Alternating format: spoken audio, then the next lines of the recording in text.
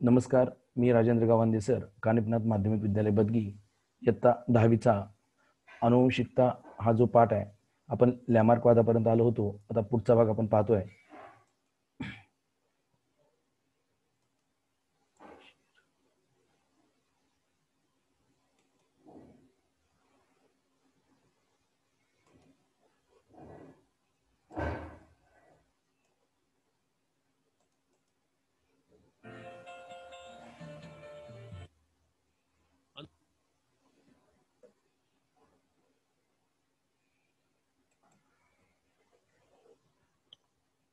लॅमार्कवाद किंवा लॅमार्कचा अनुवंशवाद यात अशी कल्पना मांडली आहे की सजीवाच्या जीवनकाळात जे गुण त्यांनी संपादित केलेले असतात ते संततीकडे संक्रमित करता येतात.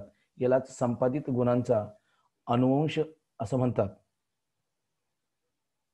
या सिद्धांताला फ्रेंच जीवशास्त्रज्ञ जीन बाप्टिस्ट लॅमार्क यांच्या नावाने ओळखले जाते. लॅमार्क यांनी त्यांच्या सिद्धांतांच्या मांडणीत परिस्थितीला प्राधान्य दिलं.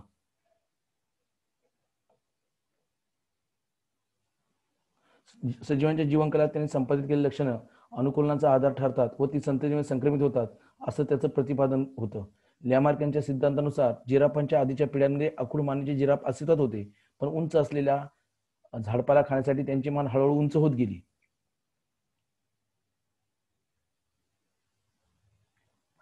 लॅमार्क यांचा सिद्धांत खोटा ठरला, पण त्यांच्या या सिद्धांतामुळे उत्क्रांतीवादाच्या संशोधनाला चालना मिळाली.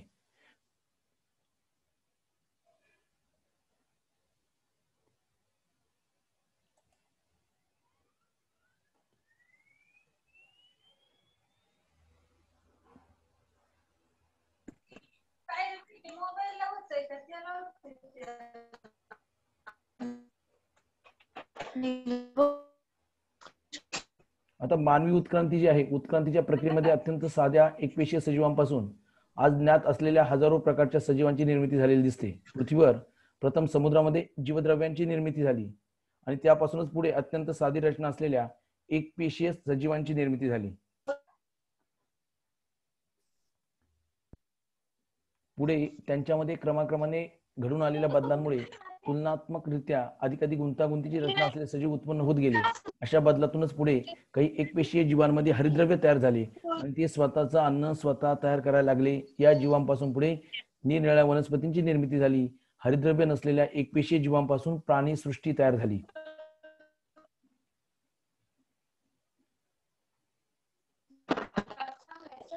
जीवसृष्टीचा उगम जरी पाण्यात झाला असला तरी कालांतराने सजीवांमध्ये जमिनीवर राहण्याच्या दृष्टीने सोयीस्कर असे बदल घडून आले. त्यामुळे जमिनीवरही जीवन सुरू झाले. ते पृथ्वीवर सगळीकडे पसरले. त्यातूनच जमिनीखाली आणि हवेत राहू शकणारे सजीव सुद्धा तयार झाले. आतापर्यंत हाती लागलेल्या वेगवेगळ्या अवशेषांच्या अभ्यासावरून वानरासारख्या प्राण्यांपासून मानवाची उत्क्रांती कशी होत गेली असावी याचा अंदाज बांधण्यामध्ये मानववंशशास्त्रज्ञ यशस्वी झाले आहेत. सुमारे 7 कोटी वर्षापूर्वी अखेरचे डायनोसॉर नाहीसे झाले तेव्हा माकडासारखे प्राणी विकसित झाले असावेत. 4 कोटी वर्षापूर्वी आफ्रिकेतील या माकडांसारख्या प्राण्याच्या शेपट्या नाहीशा झाल्या. त्यांच्या मेंदूंचा आकार मोठा होऊन त्यांचा विकास झाला. हाताच्या पंजात सुधारणा झाली आणि ते ॲप सारखे प्राणी झाले. कालांतराने हे ॲप सारखे प्राणी दक्षिण आणि आग्नेय आशियात पोहोचले आणि अखेर गिबन, ओरँग उटानमध्ये त्यांचं रूपांतर झालं. उरलेले हे ॲप सारखे प्राणी आफ्रिकेमध्येच राहिले आणि सुमारे 2,50,00,000 वर्षांपूर्वी त्यातून पुढे चिंपांझी व गोरिला उदयास आले. सुमारे 2 कोटी वर्षापूर्वीच्या ॲपच्या काही जातींची प्रगती वेगळ्या दिशेने झाल्याचे दिसतं. कोरड्या होत जाणाऱ्या हवामानामुळे जेव्हा जंगले नाहीशी होऊ लागली तेव्हा हे ॲप वास्तव्यासाठी झाडावरून खाली आले.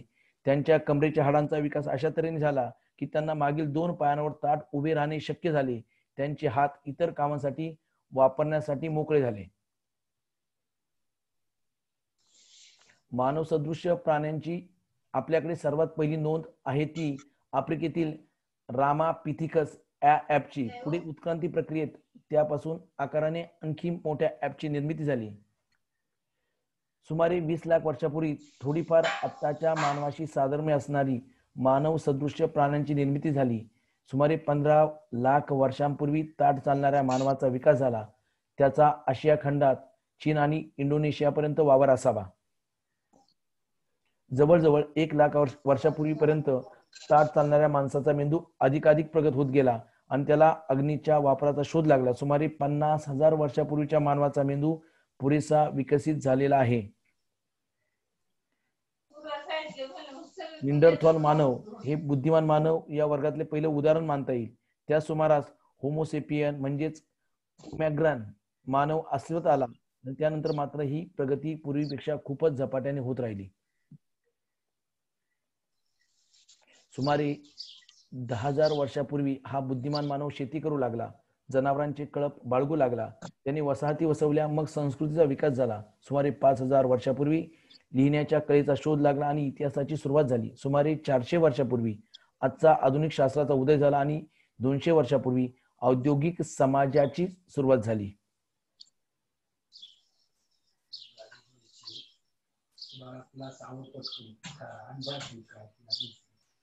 मी माझ्या हातात का क्लास आवरायचं.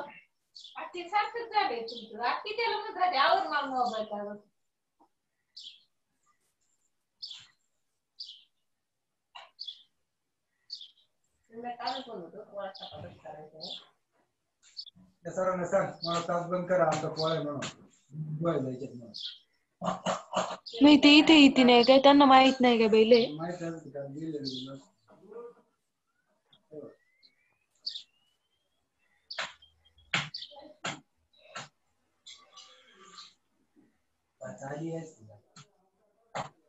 अशा पद्धतीनं हा जो पाठ आहे तो आपण या ठिकाणी संपवलेला आहे.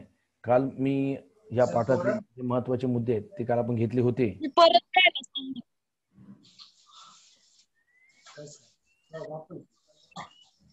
आणि ज्यांना कुणाला या पाठातला पहिला भाग पाहिजे असेल तर त्यांना मी YouTube पाठवलेला आहे.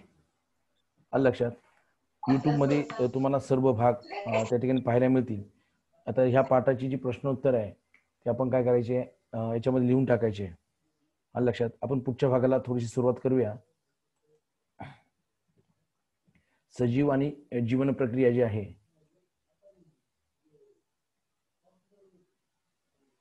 आपल्या शरीरात पचन संस्था, श्वसन संस्था, रक्ताभिसरण संस्था, उत्सर्जन संस्था आणि त्यावर नियंत्रण ठेवणाऱ्या चेतासंस्था आणि अंतःस्रावी ग्रंथी अशा अनेक प्रकारच्या संस्था अविरतपणे कार्यरत असतात.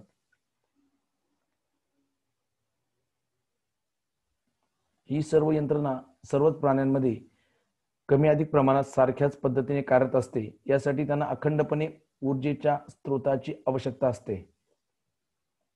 कर्बोदके, स्निग्ध पदार्थ आणि प्रथिने हे अन्न पदार्थ या ऊर्जेचे मुख्य स्त्रोत आहेत. वनस्पती हे अन्न घटक त्यांच्या शरीरात स्वतः निर्माण करतात, तर प्राणी वनस्पतींना, इतर प्राण्यांना किंवा प्राणीज पदार्थांना खाऊन हे अन्न घटक मिळवतात.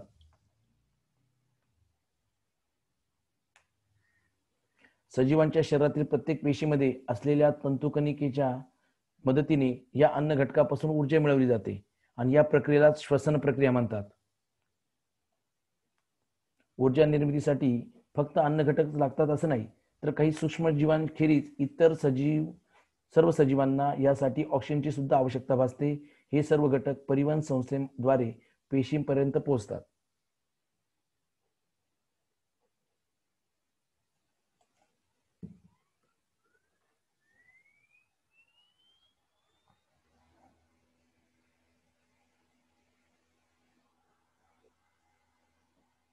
सजीवांमधील ऊर्जा निर्मिती. सजीवांमध्ये शरीर स्तर, पेशी स्तर अशा 2 स्तरांवर श्वसन होतं. शरीर स्तरावर होणाऱ्या श्वसनात शरीर आणि सभोवतालचे वातावरण यांमध्ये ऑक्सिजन आणि कार्बन डायऑक्साईड या वायूंची देवाणघेवाण होते.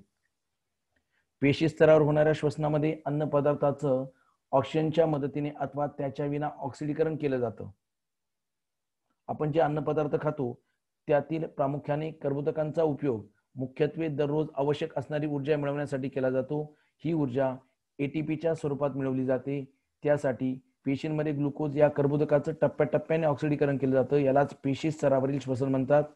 पेशी स्तरावरील होणारं श्वसन हे ऑक्सिश्वसन आणि विनॉक्सी श्वसन अशा 2 प्रकारचे असते.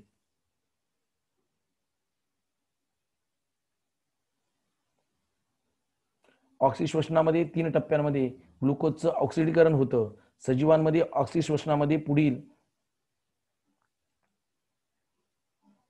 प्रामुख्याने ग्लुकोज आणि विघटनाची जी प्रक्रिया आहे याच्यामध्ये ही प्रक्रिया पेशीद्रव्यात घडून येते आणि या प्रक्रियेमध्ये ग्लुकोजचा एका रेणूचं टप्प्याटप्प्याने विघटन होऊन पायरुव्हिक आम्ल, ॲडेनोसिन ट्रायफॉस्फेट, NADH2 आणि पाणी यांचे प्रत्येकी 2 रेणू तयार होतात. नंतर या प्रक्रियेत तयार झालेले पायरुव्हिक आम्लाचे रेणू ॲसिटाइल कोएन्झाइम A या रेणूमध्ये रूपांतरित केले जातात.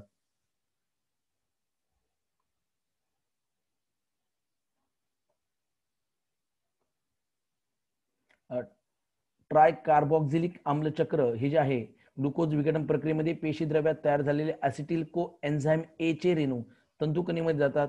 तेथे या रेणूंवर विशिष्ट क्रमाने पुन्हा पुन्हा होणारी चक्रीय अभिक्रिया घडून येते. या अभिक्रियेद्वारे ॲसिटिल कोएन्झाइम A च्या रेणूतील ॲसिटिलचे पूर्णपणे ऑक्सिडेशन केले जाते आणि त्याद्वारे CO2, H2O, NADH2, FADH2 आणि ATP चे रेणू त्या ठिकाणी मिळतात. इलेक्ट्रॉन वहन साखळी अभिक्रिया जी आहे, ही अभिक्रिया सुद्धा तंतुकणीमध्ये घडून येते आणि या अभिक्रियेमध्ये ATP रेणूंची निर्मिती होते.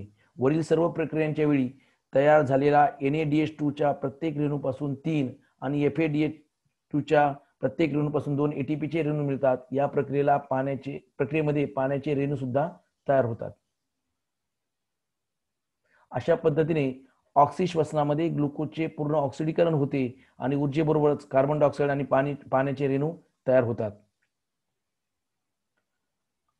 उपासमार, कुपोषण यासारख्या अपवादात्मक परिस्थितीमध्ये शरीरात जे कर्बोदकांचा साठा कमी असेल तर ऊर्जा मिळवण्यासाठी शरीरातील स्निग्ध पदार्थ आणि प्रथिनांचा वापर केला जातो. स्निग्ध पदार्थ हे मेदाम्लांचे तर प्रथिने हे अमिनो आम्लांची बनलेले असतात. श्वसन प्रक्रियेमध्ये ही मेदाम्ले आणि अमिनो आम्ले ॲसिटिल कोएन्झाइम A च्या रेणूमध्ये रूपांतरित केली जातात आणि त्यापासून ऊर्जा मिळवली जाते.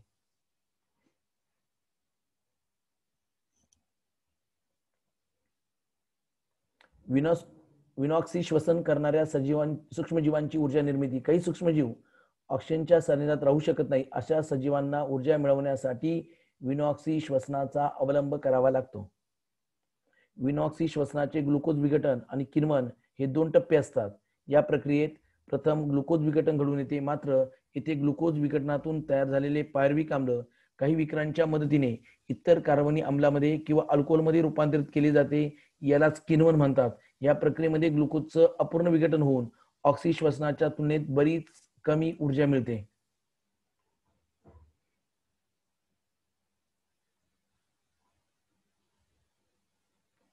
काही उच्चस्तरीय प्राणी, वनस्पती, प्राणी आणि ऑक्सिजनच्या सानिध्यात राहू शकणारे सूक्ष्मजीव सुद्धा त्यांच्या सभोवताली ऑक्सिजन वायूंची पातळी कमी झाल्यास ऑक्सिश्वसनाऐवजी विनॉक्सी श्वसनाचा वापर करतात. उदाहरणार्थ बीजांकुरणाच्या वेळी जमीन पाण्याखाली बुडाली असल्यास बीजे विनॉक्सी श्वसन करतात. तसेच आपण जर बराच वेळ सातत्याने व्यायाम केला तर ऑक्सिजनचा पुरवठा कमी पडल्यामुळे आपल्या स्नायूतील पेशी सुद्धा विनॉक्सी श्वसन करतात. त्यामुळे आपल्या शरीरात लॅक्टिक आम्ल साठते आणि आपल्याला पेटके येतात आणि थकल्यासारखे वाटते.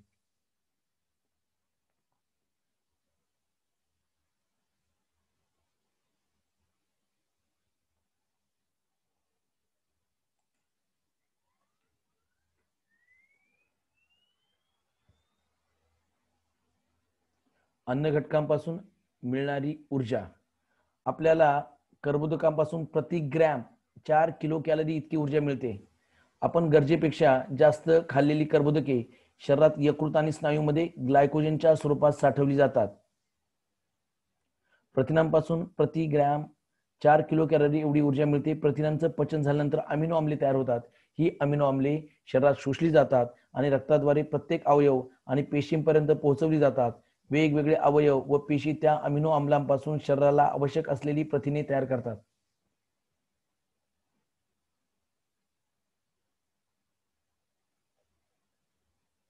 शरीरात गरजेपेक्षा जास्त झालेल्या प्रथिनांपासून मिळालेली अमिनो आम्ले साठवून ठेवली जात नाही, तर त्याचं विघटन करून त्यातून तयार झालेला युरिया शरीराबाहेर टाकला जातो. शरीराच्या गरजेनुसार कधी कधी प्रथिनांचं रूपांतर ग्लुकोनिओजेनेसिस प्रक्रियेद्वारे ग्लुकोज सारख्या उपयोगी पदार्थांमध्ये केले जातं. प्राणीज पदार्थापासून मिळणाऱ्या प्रथिनांमध्ये आपल्या शरीराला आवश्यक असणारी सर्व अमिनो आम्ले असतात. म्हणूनच त्यांना फर्स्ट क्लास प्रथिने असं म्हणतात.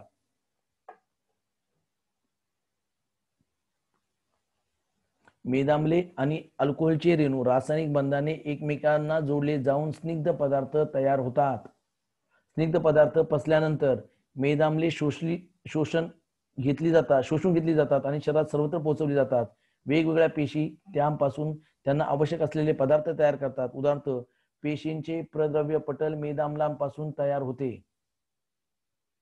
या व्यतिरिक्त प्रोजेस्टेरॉन, इस्ट्रोजेन, टेस्टोस्टेरॉन, अल्डोस्टेरॉन यांसारखी संप्रेरक आणि चेतापेशीच्या अक्षतंतूभोवती असलेले आवरण तयार करण्यासाठी मेदाम्लांचा वापर केला जातो. स्निग्ध पदार्थापासून आपल्याला प्रति ग्रॅम 9 किलो कॅलरी इतकी ऊर्जा मिळते. रोजच्या गरजेपेक्षा जास्त प्रमाणात सेवन केलेले स्निग्ध पदार्थ पचनानंतर शरीरात चरबीयुक्त संयोजी ऊतीमध्ये साठवून ठेवले जातात. शरीराचे कार्य सुरळीतपणे चालण्यासाठी काही विशिष्ट रासायनिक पदार्थांची आवश्यकता असते. त्यांनाच जीवनसत्वे असे म्हटले जाते. जीवनसत्वांचे मुख्य 6 प्रकार आहेत. ए, बी, सी, डी, ई आणि के. यापैकी बी गटातील जीवनसत्वे आणि सी जीवनसत्वे पाण्यात विरघळतात. ए, डी, ई, के ही जीवनसत्वे पाण्यात विरघळत नाहीत, पण मेदाम्लात विरघळतात. ग्लुकोज विघटन प्रक्रिया आणि क्रेब चक्र यामध्ये तयार होणारे FADH2 आणि NADH2 यांच्या निर्मितीसाठी बी गटातील अनुक्रमे रायबोफ्लेविन जीवनसत्व B2 आणि निकोटिनामाइड जीवनसत्व B12 यांची मदत होते. आपल्या शरीरात साधारणपणे 65 ते 70% पाणी असते. प्रत्येक पेशीमध्ये पेशीच्या वजनाच्या 70% पाणी असते. रक्तामध्ये सुद्धा रक्तद्रवाच्या 90% पाणी असते. म्हणूनच शरीरातील पाण्याचे प्रमाण जर कमी झाले तर शरीराच्या कार्यावर परिणाम होतात. म्हणून पोषक द्रव्यांमध्ये प्रमाणेच पाणी सुद्धा शरीराला आवश्यक आहे. आपलं एकूण शरीर 65 ते 70% एवढं पाण्याने बनलेलं असतं. त्यामुळे आपल्याला पाण्याची आवश्यकता आहे.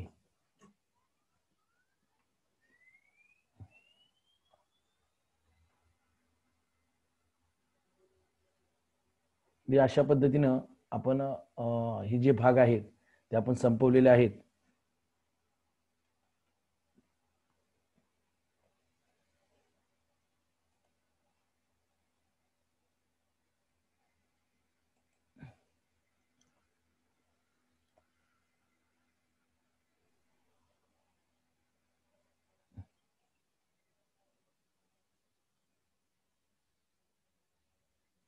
हॅलो, आवाज चालू करा तुमचा. कुणाच्या काही शंका असेल तर विचारा. कुणाच्या काही शंका असेल तर विचारा.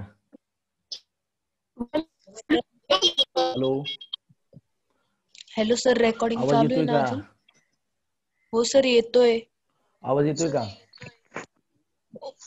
हो. अजय, आवाज येतोय सर्वांना? हो. हॅलो, हॅलो सर, येतोय आवाज. हॅलो, सगळ्यांनी आपला ना हॅलो. ऑडिओ चालू करा ना. केलाय सर.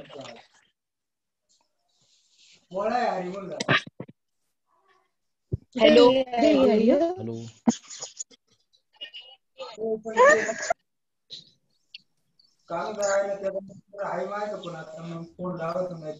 अमर, आवाज येतोय का?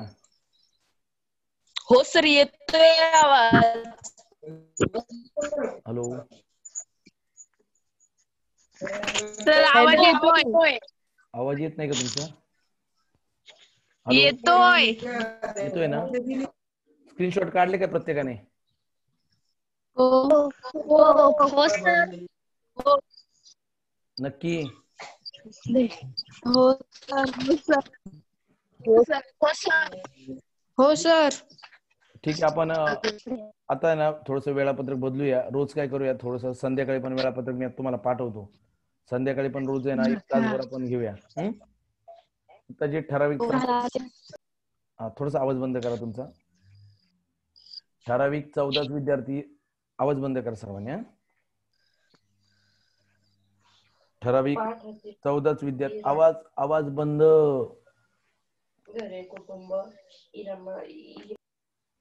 हा, ठराविक 14च विद्यार्थी या ठिकाणी काय होत आहेत आपल्याला मीटिंगला पाहायला मिळत आहेत. थोडस आपण बदल करूया. बाकीच्या विद्यार्थ्यांना मी सूचना करायला सांगितल्या होत्या. अजूनही बऱ्याच विद्यार्थ्यांना मीटिंगच्या संदर्भामध्ये माहिती मिळते की नाही मला माहित नाही, पण बरेच विद्यार्थी अजूनही मीटिंग मध्ये दिसत नाहीत.